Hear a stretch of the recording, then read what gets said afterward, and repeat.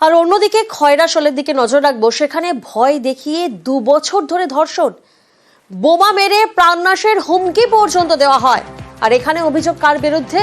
এখানে অভিযোগ বিজেপি নেতার বিরুদ্ধে। অভিযুক্ত মহিলার স্বামীর বন্ধু বলে পরিচিত। প্রতিনিধি সুপ্রতিম এই মুহূর্তে আমাদের সঙ্গে রয়েছেন। সুপ্রতিম, ঠিক কি অভিযোগ?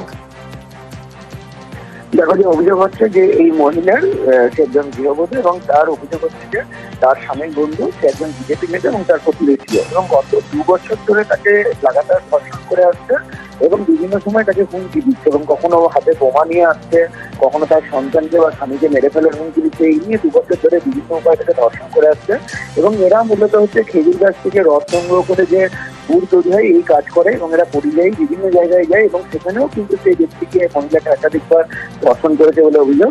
এবং এইটা যখন এই বিজেপি নেতার বিরুদ্ধে কোনো আইনি পদক্ষেপ নেওয়া সম্ভব হয়েছে সুপ্রতিম?